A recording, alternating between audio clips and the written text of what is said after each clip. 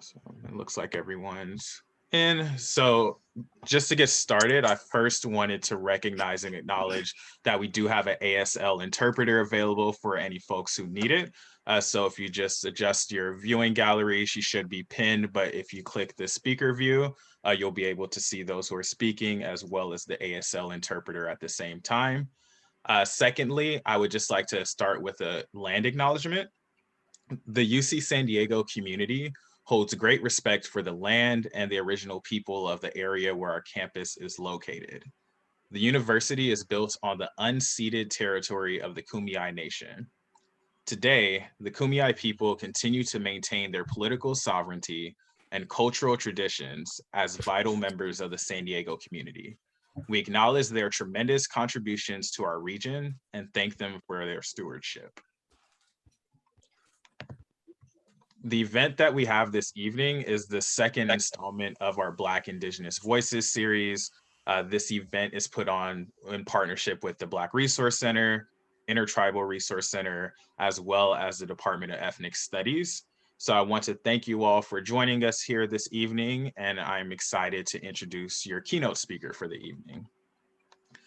Amber Starks, aka Melanin Muskogee, is an Afro-Indigenous, or African American and Native American, activist, organizer, cultural critic, decolonial theorist, and abolitionist. She is an enrolled citizen of the Muskogee Creek Nation and is also of Shawnee, Yuchi, Quapaw, and Cherokee descent. Her passion is the intersection of Black and Native American identity. Her activism seeks to normalize, affirm, and uplift the multidimensional identities of Black and Native peoples through discourse and advocacy around anti-Blackness, abolishing blood quantum, Black liberation, and Indigenous sovereignty. She hopes to encourage Black and Indigenous peoples to prioritize one another and divest from compartmentalizing struggles. She ultimately believes the partnerships between Black and Indigenous peoples and all people of color will aid in the dismantling of anti-Blackness, white supremacy, and settler colonialism globally. In addition to activism, her passions include her family, traveling, reading, researching her ancestry, reconnecting to her tribes, and learning her ancestral languages, and roller skating. She earned a Bachelor's of Science in General Science, emphasis in biology and anthropology from the University of Oregon. The pronouns that she uses are she and her. And without further ado, I'd like to turn it over to your keynote, Amber Starks, aka Melanin Muskogee. Hesche, everyone. Estongo. Amber, Chehochepkados. Muskogo Gidoes. Momen Lashto Gidoes. Amalagita Lojagogi. Momen Amatola Lojapoga. Hi, everybody. How are you? My name is Amber. I am Muskogee, and I am Black.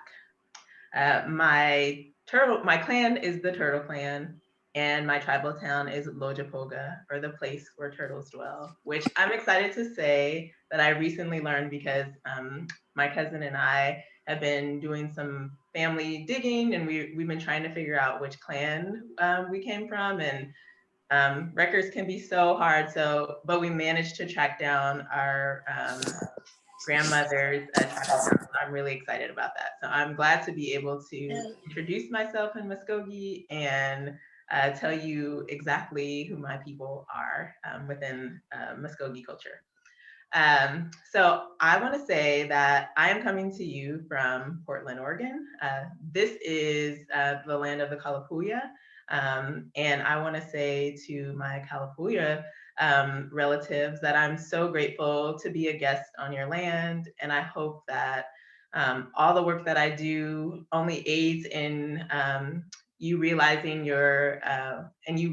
political sovereignty. And I hope that along with all Indigenous peoples that any work that I do is leads to that we really experience, that we actualize Indigenous sovereignty. So shout out to my Kalapuya relatives. So I am a citizen of the Muskogee Creek Nation, and I'm also a very proud Black woman. And my Blackness is rooted in my ethnicity as an African-American woman. I identify as Afro-Indigenous or Black and Native, a Black Native, Black and Muskogee. All of those things for me are interchangeable. I think Black and Muskogee is really specific, and it honors my tribe sovereignty when I say I'm a Black Muskogee. But I'm okay with any of those terms for my identity. I also identify as reconnecting. And the reason I do that is because I didn't grow up Muskogee. I didn't have the opportunity to grow up around my tribe, my community, my tribal nation. I have been geographically and culturally separated from my nation for most of my life. So I've had to spend the majority of my adulthood navigating getting home to place, to people, to culture. But where I am today, it feels so beautiful to be in this moment, to feel whole, to feel full, because this has been a very long journey, and I've had to navigate insecurities, I've had to navigate imposter syndrome, self-doubt, isolation, and loss of culture. And I still have a really long way to go, but I consider this both my responsibility and I honor this as my birthright. So ultimately, this is an honor to be living as a Black and Native, and specifically a Black and Muskogee woman. I'm highly aware that more than not, I am racialized as a Black woman. And with that, my identity as an Indigenous person is often unseen, erased, or even dismissed. Because under the logics of white supremacy and settler colonialism, Black folks are often seen as one-dimensional. We are often not allowed to exist outside the defined roles or the identity of Blackness as manufactured by the institution of white supremacy. We are taught that Black folks are product, commodity, and even chattel. We learn early on that Blackness is insufficient and that Black people are incapable of beauty, genius, autonomy, and even humanity. We instead learn that our lot and our destination as Black folks is the plantation. And there are many iterations of the plantations even today, even as slavery has been legally abolished. And although I grew up with and around Black folks and encultured as African American, I struggled with my identity as it bumped up against the logics of white supremacy that taught me both directly and indirectly that I was unworthy of humanity. But even in my struggle, I learned by example what it meant to be Black from my parents, from my teachers, from my neighbors, and from my elders. I learned every day through osmosis that surviving America as a Black person required community. It also required resilience and resistance. It required love and self-determination. And I also learned that being Black was something to be proud of despite of our political conditions. And it was through that resilience, resistance, self-determination, and love that I learned Black joy. I learned that Black joy was and is our inheritance. It is a gift passed down through the generations that predate and transcend the slave castles on the west coast of Africa. It defies the Middle Passage where our ancestors resisted and struggled to survive on the lower decks of slave ships bound for destruction, violence, and death. Our joy manifested itself during enslavement in our songs of freedom, through slave rebellions, on the Underground Railroad, and in marooned spaces. Black joy reminded us that freedom was rightfully ours and that we were more than deserving of it. It helped us to endure in the ghettos and weather the neglect of neighborhoods where we were sent to be abandoned and die hidden, violent deaths. Black joy reminds us that we are more than sufficient and that we never need anyone to save us from our Blackness. It has charged us to recenter ourselves outside of white supremacy, and it has asked us to dismiss the gaze of our oppressor because it understands that Black has always been beautiful. But Black joy has never required us to pretend that it's all okay, to deny our pain, or to dismiss the harm these systems have caused us. It has never asked us to swallow or digest our subjugation. Instead, Black joy has legitimized and validated our sadness, our disappointment, our anger, and our rage at these systems. It has ultimately given us permission to be human. And finally, Black joy reminds us that we have always been the authors and architects of our freedom and our future. Black joy, Black resistance, Black love, and Black self-determination has brought us such a long way, and it will continue to carry us through this mess. And it is because of what I learned growing up with Black folks that I can now bask in my identity as both a Black and Native woman. When it comes to being Native, there's always been a lot of self-doubt and insecurity. And my struggle was rooted in not having immediate and proximate access to Muskogee culture and Muskogee peoples. I often longed for my culture and wondered what it would be like to live in Oklahoma and be with my grandmother, my great-grandmother, and close to my peoples. My dad used to talk about Oklahoma and our family land, all of which sounded so magical to me, and it intensified my longing to get there and to know more. Oklahoma represented returning home and reconnecting to Muskogee.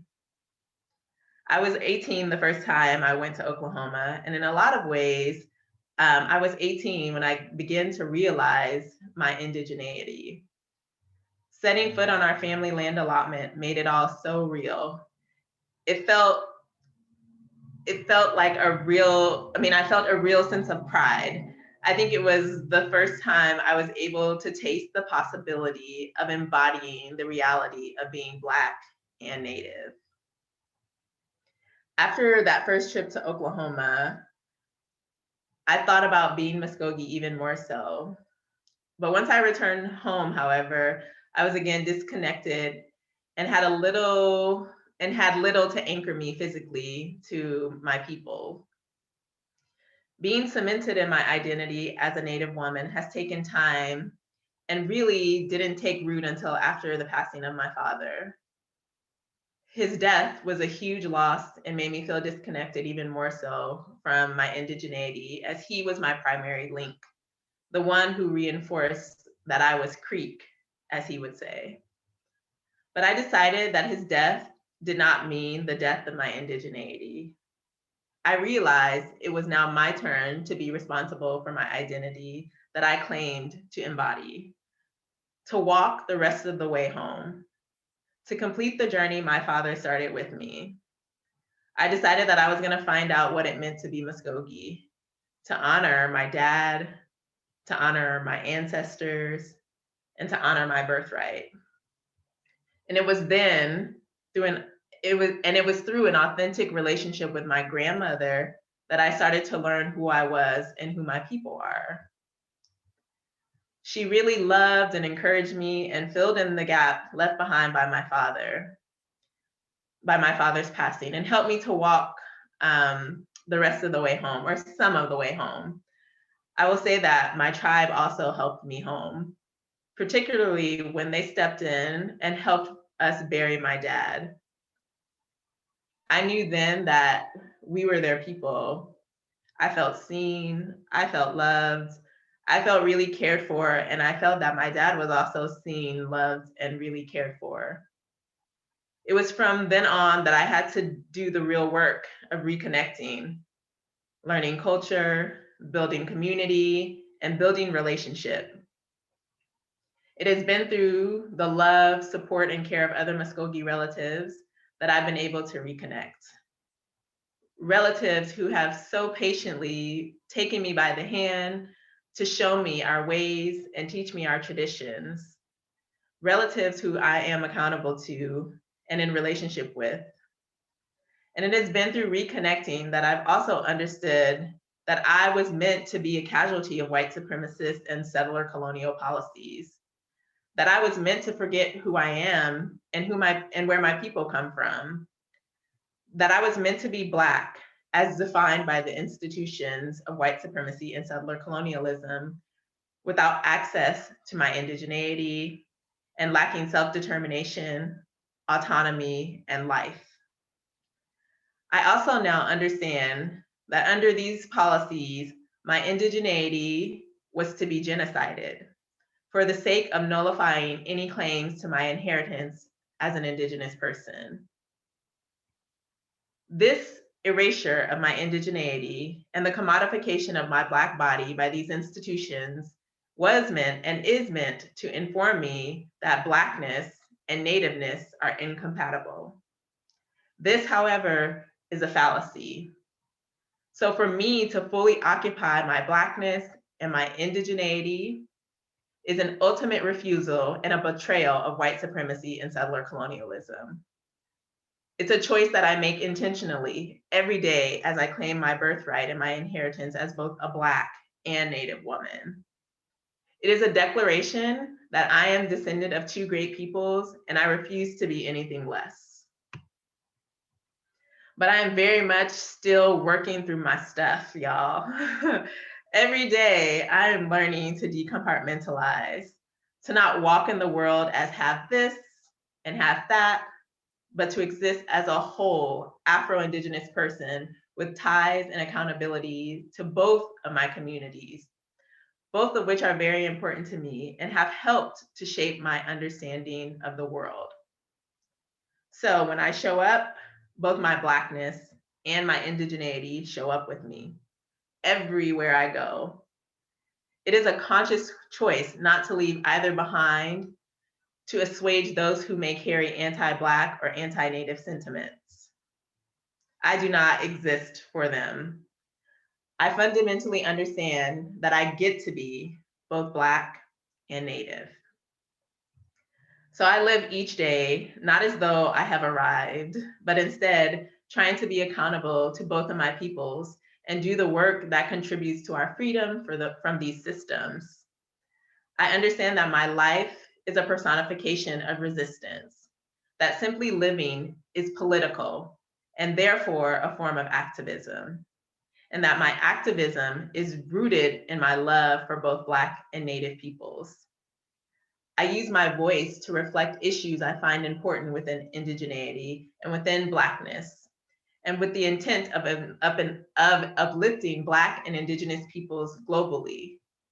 To live, you see, is to threaten and expose these systems for the frauds that they are. I'm using any platform available to me to rebel against the normalization of our oppression. And I'm really invested in learning from those who came before us and my contemporaries. I have to give my grandmother much thanks in that she is ultimately the one who freed me to live authentically as equally Black and equally Native, simply by sharing her life, her identity, and by loving me. I'm also really grateful to my dad for not only keeping me anchored as best he could throughout my life, but for also being a great ancestor in the afterlife, helping me to navigate and embrace my inheritance as Muskogee. I am very much indebted to ancestors such as James Baldwin and Toni Morrison, who have helped me to develop the vocabulary and language to be bold to speaking to issues of oppression, specifically anti-Blackness. I've also been informed by Black feminists, Indigenous decolonial theorists, and contemporary scholars around the issues of liberation, sovereignty, Indigenous, and Black futurism. In addition, being in community with my Indigenous and Black relatives have helped to shape my thoughts and ideas and critique and develop my own politics around Black liberation and Indigenous sovereignty. And I'm always open to the possibility that I might be wrong. But finally, The global Indigenous Black communities have helped me to contextualize white supremacy and settler colonialism in ways that maybe I've misunderstood, or for lack of experience, or for ignorance. So my work, online and off, is how I express my Blackness and my indigeneity. From rage to resolution, from fear to confidence, from frustration to joy, from powerlessness to hope, from divide and conquer to solidarity. I'm living as a Black and Native person, and I will continue to interrogate systems and be in community with relatives who really want to be free. Thank you so much for valuing me and for giving me this space to share my story and part of my life. I want to particularly thank Corinne, Juan, Ilana, Kyler, and Andrew for the invite and for supporting me through this process and getting me to this point. I also want to thank the Intertribal Resource Center, the Black Resource Center, and the Ethnic Studies at UC San Diego. Thank you for allowing me this space to affirm Blackness and indigeneity. And I want to thank all of you joining on Zoom for listening and valuing anything I have to say. And any of you who are in community with me on Instagram or Twitter or wherever, I just want to say Mutto for being in community with me, because these last couple years, I've definitely grown, I've definitely been stretched, and I definitely have been held up by so many of you. So I just want to say thank you for all of you who come into my DMs and do revolution with me and support me. And even protect me when people try to harm me. I just want to say mutto or thank you for valuing me. And now I'm here to answer any questions or be in conversation with all of you. Thank you, Amber, for that wonderful keynote address. Definitely a lot of nuggets of wisdom there, and I'm sure all of the participants thoroughly enjoyed what you have to say. I did also want to apologize for some of the technical difficulties we were having getting the slides up, but I think that it was a very impactful speech, and I look forward to seeing what questions that we have from the audience. So we're going to be using the chat to ask for folks to ask questions, Amber, unless you prefer folks to speak face to face with you. I'm not sure what your preference would be. I'm open to whatever. All right, so let's go ahead and use the chat. And I see Crystal has a hand up. So Crystal, if you want to throw your question in the chat, and then we can have Malik, you can share your question in the chat as well, and then we'll just go from there.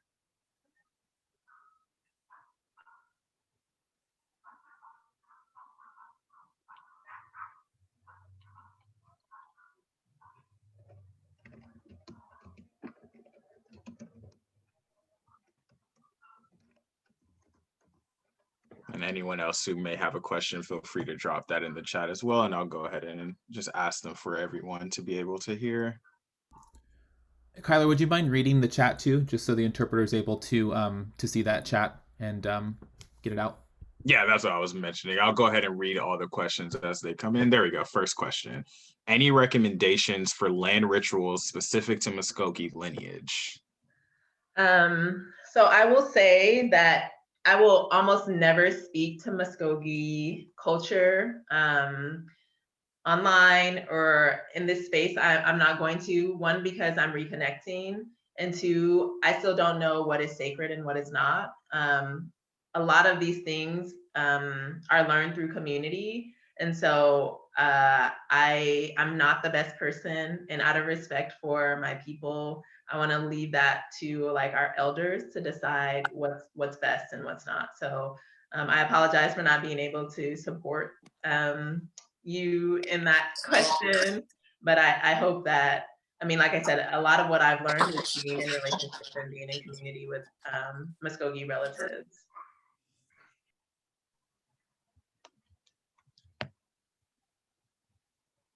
And I think I saw a hand from Malik. So Malik, if you're still in here, if you want to drop your question in the chat, or if anyone else has any questions, also any of the folks hosting the event, if y'all have any questions for Amber as well, I think that would be very beneficial. So here's a question from Andrew. Can you discuss how there seems to be a difference between how Black folks can speak on Black issues in ways that mixed Native folks aren't allowed to speak to specific tribal or Native experiences? And if that doesn't make sense, they said just let them know. Okay, let me reread that. Just to clarify what I mean to Amber, thank you so much for being here, first of all. What I'm getting at, and it's also the respect that you have, and you just talked about not talking about Muskogee specific kind of things because you're reconnecting. And I do find that a lot of Black natives are very cautious, right, about not talking about tribally specific things.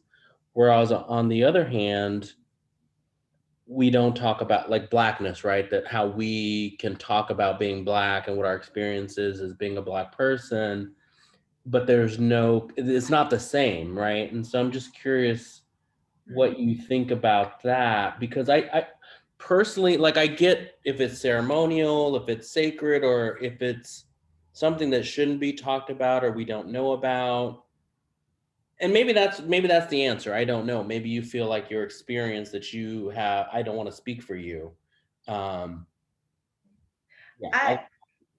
Can I say that I think sometimes as a Black and Native person, first there's kind of already this thing that happens where because you are Black, people are already questioning your authenticity, right? And this is something that, I feel like I'm harping on this all the time on, social media, because I'm trying to like reframe this narrative that we are othered, right? Like as Black natives, we aren't Native.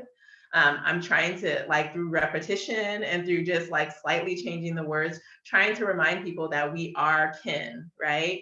But I think that when we show up in spaces, because we've all learned white supremacy and the logics of settler colonialism. Like I said, my body as a Black person, I was never meant to be Indigenous. I was never meant to realize my indigeneity. And so when I'm coming and speaking to Indigenous issues, there are some folks who have internalized these ideas of anti-Blackness, right? And some people, are probably not even aware that they are, right? And so I think that Black natives have already learned there's almost this hidden requirement that we're not really allowed to be authorities on our indigeneity, right? And so when I speak to indigeneity, I get a lot of anti-Black violence that happens to me. I mean, currently I have a group of people who are trying to discredit me. And the first thing they'll say is, she's not even enrolled. They've never met me. They don't know that in my wallet is my tribal citizen card, right? They don't, what they see is a Black person. And for them, a Black person represents the settler state, right? It represents what white supremacy has said about Blackness. So me realizing my indigeneity can become a threat to some folks, right? Me speaking as an Indigenous person, I mean, people will come in my DM and say, you wish you were Indigenous, or you're just Black. You're just Black and you wish you were Indigenous. Like if I could tell you how many times I've had that happen to me. And so I think that I try to rebel against that by continuing to say, I am your relative. If you're saying that you're Indigenous, and I know this is kind of a pan-Indigenous idea, but that we're relatives and we're kin, why would you, if you wouldn't treat the land like this, why would you treat me like this, right? And so I'm trying to find ways to interrogate and dismantle those ideas that Black natives can't speak to indigeneity. Now, when it comes to what's sacred, there is a boundary and none of us should be giving away sacred information. But I think that there is, like, I feel like I have a responsibility to uplifting Black natives and to reminding other kin that you're not living up to your responsibility as a kin of mine to reject me simply because I'm also Black. And you are also contributing and being a co-conspirator to both settler colonialism and white supremacy when you do that. So I think, yeah, as Black natives, we're always kind of like towing this line because people don't see us all as authentically Native, that our Blackness has somehow tainted us. And so I'm hoping to reframe the narrative that Blackness is the demarcation for indigeneity, because it's not, right? I can exist fully as a Black and Native person, even if you don't like it, right? And I've come to a point in my life where I'm like, you don't have to like me because I'm living fully in these identities, but nothing you can say or do, no matter how much you slander me, will take my ancestors away from me, will take my peoples away from me, right? Like you don't get to do that, just like settler colonialism doesn't get to do that. And so I'm not going to even give you the power to, like, I'm not going to just have a discussion with you. I am who my ancestors say I am, right? Yeah, that's a really hard thing as a Black Native. We're kind of sometimes not believed. Like there's always, like, we show up in spaces and people are always like doubtful that we're Indigenous, especially if we're dark skinned, right? Don't let you be a dark Black skinned Native. Like people will give you the side eye, even if you show your citizenship card. Then they start pulling out, what's your blood quantum? Start using those logics of genocide against you, right? So it's not easy being a Black Native, but it's such an honor. Thank you. And I noted in the chat that Malik Gilbert wanted to ask a question out loud. He wasn't able to kind of phrase what he wanted to say in the chat. So Malik, if you want to unmute and ask Amber your question. Yes, hello. So yeah, I always get kind of emotional talking about this part of my identity because I feel like I related a lot to your story. And it's just not something I've ever really had the opportunity to just explore a whole lot. And I really resonated with how you identified as reconnecting, and how, a barrier to that was living far away from your tribe's land or your people's land, and also how you were talking about how your dad died when you were really young, and that I identify really strongly with all of those things. And I guess my question is, in this journey of reconnecting and I guess, yeah, just reconnecting, how do you take that first step when you live so far away from your people's land, and the connection that you did have to your people passed away, when you don't have any knowledge of your culture or your people? Like how do you do that, so yeah. That's a really good question, and thank you for asking and all your kind words. So I think with reconnecting is rooted in relationship. That is what I've learned, right? It is, so for me, it was my dad and my grandmother, right? So after my dad passed and I felt, this really huge hole, I reached out to my grandmother and just said, can we talk? And, I need to figure this out. And I will say my grandmother, because she had a lot of knowledge that I didn't realize. And there was just so much about my grandmother that I didn't know. And I'm going to say this and it's going to sound ridiculous, but I didn't know that my grandmother identified as Native. I will say that she doesn't necessarily identify as Afro-Indigenous. She says she's Native. She says she's an Indian. And when she told me that, I was like, really? Like, I don't know what I thought she identified. But then she just started sharing with me her life. And I realized that she grew up around, Native people, not around Black folks. So her experience was the opposite of mine. And so the little information that I got from my grandmother, because we live in the internet age, I just started digging. I mean, she had everybody's roll numbers, so she had information that made my path easier, which is why I say that she kind of stepped in the gap, that gap that my dad left, when he passed. And because my grandmother was even more, more proximate to our tribe and our people, which I didn't even realize, right? I could, my whole life, my grandmother, but she was, in Oklahoma, and there wasn't the internet, so there's just a lot of stuff got lost. So I think for people today who are trying to reconnect, if you don't have a relative who has that information, you may need to go to your tribe, right? I think there are lots of people online who do these genealogy work. There are groups, I joined a couple of Muskogee groups online, and just listened in and tried to, realizing that I had some relatives who we shared, common ancestors, and then talk to them, right? See what they knew. So I think we live in an age where information is a little bit more accessible. I think especially for Black natives, it's a challenge sometimes, because we have also lived through paper genocide, right? Where when things like the Dawes Rolls were created, if you appeared Black, you were Black. Your indigeneity was automatically genocided. So I think joining a group, I think knowing your tribe first, or tribes, is something you should be doing.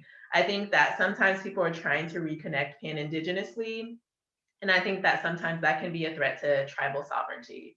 So I think knowing your tribes, getting into groups online, Facebook, Instagram, following people from those cultures, and trying to build relationships, like authentic relationships. Because what I have come to understand is that there are so many folks trying to profess indigeneity for the sake of wearing it as some kind of like ornamental thing. They're not really interested in what it means to be Indigenous and learning, and the patience that goes along. Like, this is not just for fun. This is, I'm not playing Indigenous. Like, these are my people, right? And I think that knowing who your tribe is, and then connecting with people in your tribe, and finding someone who would be a good relative and help you walk home, is one of the best things. I mean, like I said, I have about 3 people who have really been helping me. And over the last year, I've been learning the language. This requires investment. This is a long-term journey, right? I use the metaphor of like my relatives, my ancestors were forced off our land in Oklahoma, or in Alabama and Georgia, and forced to walk to Oklahoma on the Trail of Tears. So the least I can do is walk back, through reconnecting, right? Like, this is my responsibility to get back home. So I would say trying to find relatives, join groups, on places like ancestry.com, and there's some other places where you don't have to give your DNA, but you can like try to find relatives in common, right? Talk to your tribes. They usually have cultural departments that can probably help you to navigate. And again, you might face rejection, you might face some really hard obstacles, but if the goal is to know who you are, and the goal is to embody who you say you are, it's your responsibility to do this work, even if it's hard. Yeah, I think that that's the best advice I can give. Thank you so much. You're welcome. All right, and then Juan, you had the next question, but it sounds like Amber might have covered the majority of your question, but just in case you wanted to add anything to your question, was there anything additional there, Juan? No, it looks pretty good. Thank you, Amber, for that thoughtful response. No, I'm always just super like interested, because with the critics, in terms of when you mentioned about showing up as a whole person, oftentimes when we play gatekeeper, to our cultures, and for whatever reason, for the sake of not wanting to expose it, or to keep that sacredness. But what I've come to realize oftentimes is we exclude our kin, we exclude people who are trying to reconnect. So I guess just to piggyback on my own little thought here is, what has been some of the I mean, what advice would you give to someone who is trying to reconnect, who maybe is faced with some adversity or pushback from community members? Ooh. That stuff can be so brutal. I've definitely cried because people can be pretty dang awful. But I think that what I do understand is that there's a difference between gatekeeping for the sake of protecting culture and what's sacred, and there's a form of gatekeeping that's rooted in anti-blackness or anti whatever, right? Anti urban Indian, right? Man, I think this is about like who you build relationship with, right? It kind of takes you putting your feelers out. I mean, I even called my nation and asked for help, and sometimes they're like, and that feels so. It feels so hard because there are so many of us who genuinely want to come back home, right? This us being reconnecting is not something we chose for ourselves. Just like we as Indigenous people didn't choose to have to navigate settler colonialism and white supremacy, right? But there's always really amazing relatives. Like I really want to press that, there are some good people out there who are willing to be in the gap, who willing to stand in the gap and willing to put their own reputation with their community on the line to like bring you in.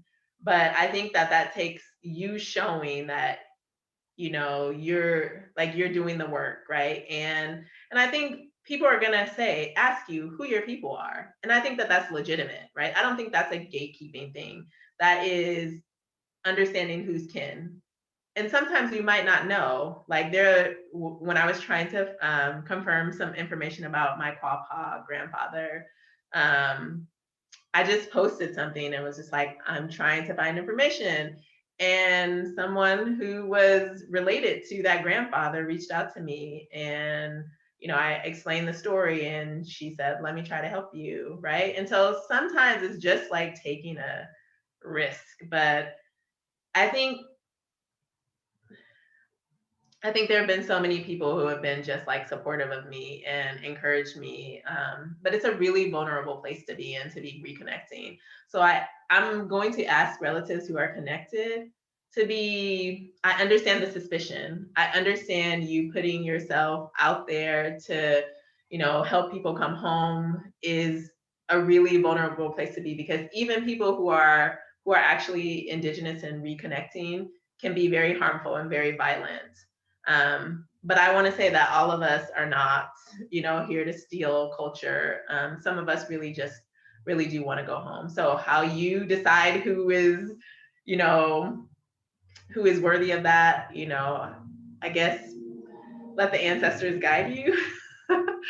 I don't know, but it's hard work. It's a lot of emotional labor for, I think, both the reconnecting and the relatives who are trying to help folks reconnect. But we're all navigating settler colonialism. We're all doing this work, and it's really hard. But let's keep doing it.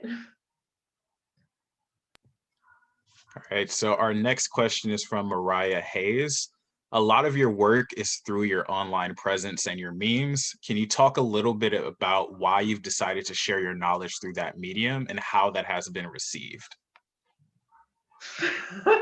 I'm laughing because I didn't intend to do this. I'm laughing. I laugh anytime someone asks me this question because I feel like I still don't know what I'm doing. So my first meme, I think it said Black natives exist. And really that was in response to being in a group that I joined and hearing some people talk badly about Black natives.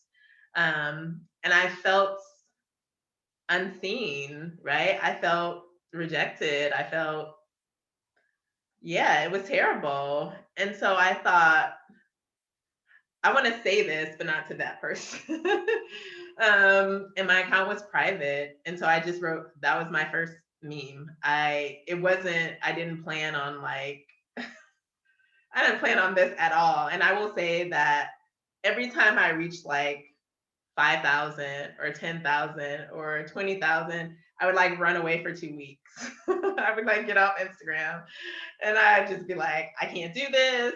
Like, this is too much of a responsibility. Yeah, this is too much of a responsibility. Yeah, it was, I still think it's scary. I still, I still think it's funny, clearly. But what I realized is that this is important. This is an important conversation. Like, we need to be talking about the ways in which we have become co-conspirators of the very systems we're saying we're trying to dismantle. And you wouldn't believe how many times I'm like, I'm gonna delete my account. I think I'm done. But I think, I don't know. This is such a hard question to answer because I'm just trying, right? I think this is so important, and I think I believe in us. I believe in our genius and our capacity to be better than our oppressors. And I'm maybe more hopeful than I should be, and maybe that's a gift that I have yet to really accept. So this wasn't planned. I think this is the easiest way to continue doing it. This is what I feel comfortable in, I guess. But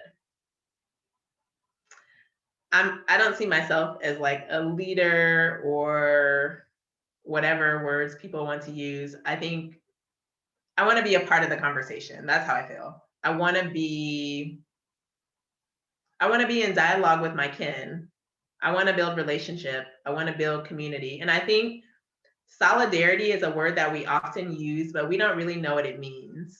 We say, let's be in solidarity, but solidarity requires that we get to know each other and that we be vulnerable with each other and that we understand one another's politics, and that we find out who's really for us and who really isn't, because there are so many people that look like us who aren't for us, right? So I just want to be a part of the conversation. I guess that's why I'm doing this. And I care about us and I believe in us. All right, it looks like we have a couple more questions in the chat and we have about 9 minutes remaining. So this next question is from Rai, I believe the name is pronounced. Apologies if I mispronounced your name.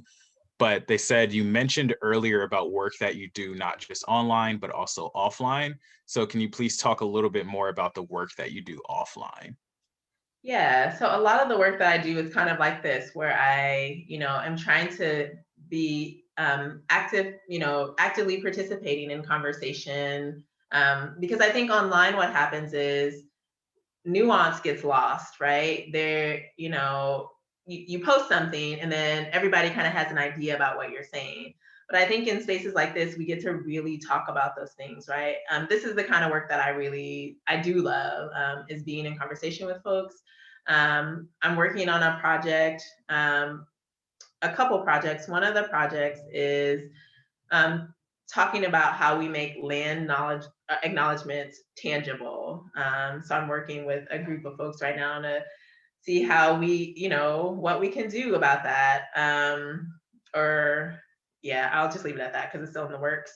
I have a couple other projects that, again, like I'm trying to be covert about how, because they're not out yet, that I don't want to like say too much. Yeah, I'm trying to think of something that I can talk about. Let me come back to that. If there's another question, and that'll give me a minute to think. So the other question is from Vanessa Sanders, and they said, I'm specifically speaking as an individual who is a descendant of a Cherokee freedman, among other things. For those in the process of gaining tribal citizenship, how do you start to be in community with tribal members? So I think, again, we are fortunate enough to be digitally connected, right? And so there are a lot of groups that are open, right, to the public. There's some that are private, and I think a lot of times that's, maybe they've had some experiences where people come in and instilling identity. But I would say that my experiences have been fairly good in building relationship online. Also, again, tribes, usually have resources, especially if you're trying to apply for citizenship. The citizenship board, they might even have like freedmen groups that can help you. Hey, Chrisette. Oh, I see it. I see that shirt. So I think that reaching out to freedmen groups, they might be able to help support you. But I don't want people to discount your tribes, right? Especially because reconnecting and applying for citizenship is an act of you owning, or is an act of being responsible to tribal sovereignty, right? I think a lot of people don't understand that our tribes are each individual nations. We don't just get to claim who we want to be. It is our responsibility to connect and enroll in the places that are our people's, right? Not to just steal other people's tribal identity. So I would say don't discount your tribe. Ask your tribe what resources are available. They may know some groups, they may know, be able to connect you somewhere. And then the internet is a really helpful place. Like it helped me. It's how I built community. So I would say, the other thing that I would say is that sometimes historical societies or even libraries have a lot of resources for tribes. And so you can sometimes go there and you might find some resources that might be able to help you. I know the Oklahoma Historical Society is a really good resource for the 5 tribes. So they might even be able to help you with freedmen information. All right, awesome. Well, that concludes all the questions that we have from the chat. So Amber, I'm not sure if there's anything additional you would like to add in closing or anything you'd like to say.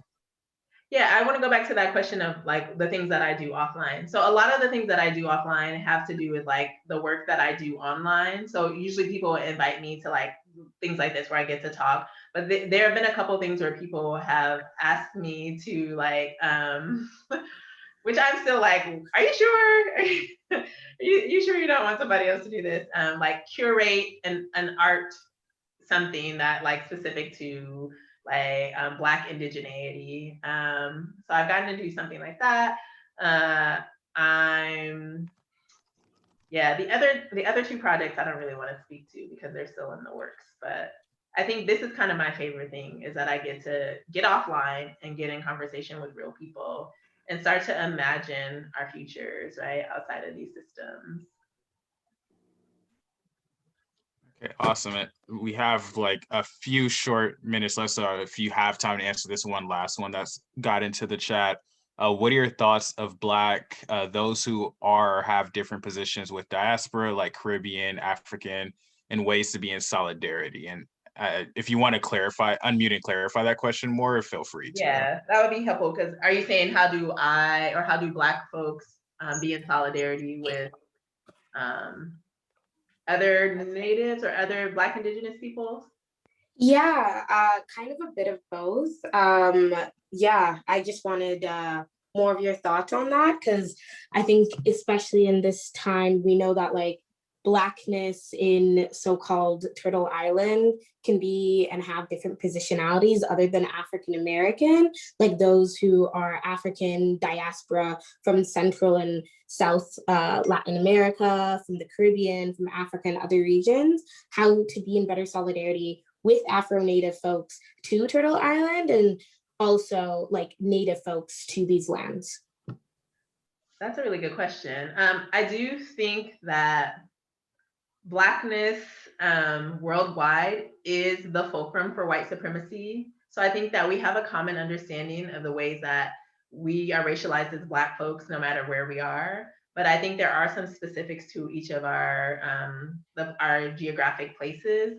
And I think solidarity is rooted in understanding what happens in those places, right? So for folks who come from other places and are trying to be in solidarity with African Americans or Black and Native folks, it's understanding that like our history with chattel slavery here, has definitely shaped where we are now, right? And I think dismissing what we've had to endure and what we continue to endure, because this is, quote, America, can be so detrimental to like that solidarity. Because sometimes people will dismiss us and say, well, you've been here all this time, you should have been better by now. And it's like, but the plantation never left, right? Even though it is illegal to like, quote, have Black folks enslaved, the plantation is the US. I mean, I often call it the plantation settler state, because I think that the ways in which Black bodies are so commodified,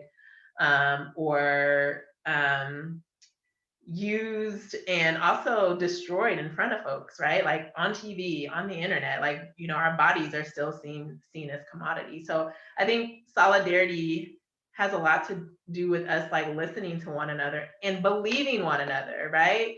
Like when Black folks here say, this is my condition, and when Black folks say in the Caribbean say, this is my condition, and when Black folks in Africa, in the many African countries say, this is my condition, we should believe each other. We should be believing each other over systems and from other people who might be dismissing us. So solidarity, again, has to do with us knowing each other's politics and being in community with one another and believing each other. That's what I think.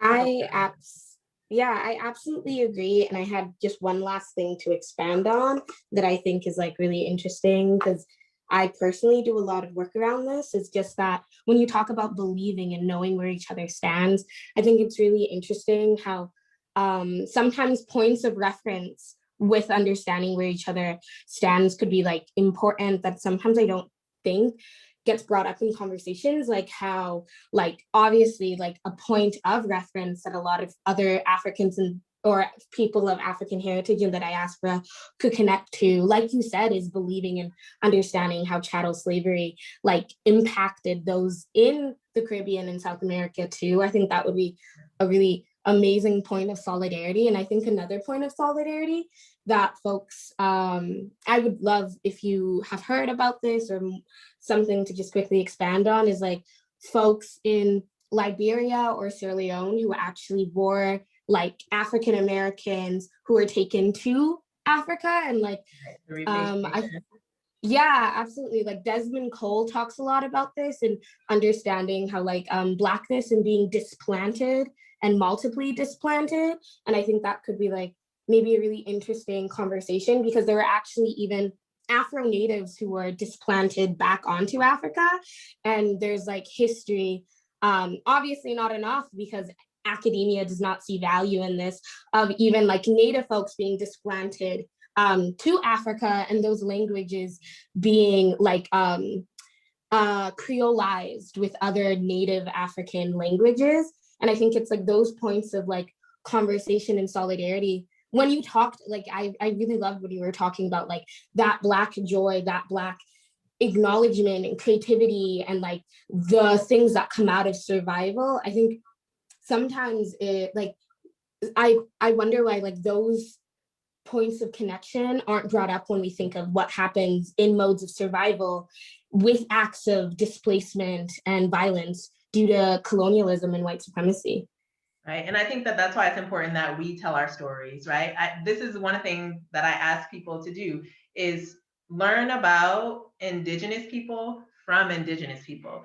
Learn about, Navajo culture from Navajo people, right? Like we oftentimes, what we know about each other comes from our oppressors often. And I think that in doing so, we continue to erase each other, and then again, we are co-conspirators in our own oppression. So I think as people of the African diaspora, we have to start having conversations and learning from each other. And we have to believe each other about how these things have harmed us. We can't write each other off and be like, oh, again, you're in America, you should have been fine by now. You've had however many 100 years to like, get rich. And it's like, but is that liberation? Are we really free? So I think we need to challenge some of the narratives that we've learned about each other from our oppressors. So Yeah, absolutely. Thank you Sorry, so much. I'm you're sorry to welcome. cut you off, but we are right a little bit over time, so I want to go ahead and thank our guest Amber Starks, KML and Muskogee, for being present with us. So if y'all have like the virtual hand claps, definitely want to give her a virtual round of applause. I also want to thank our wonderful ASL interpreter, as well as the committee for helping to put on this event. And thank you all for joining us this evening. And I hope you have a great rest of your Friday evening, as well as a great weekend. Mado, everyone. Thank you.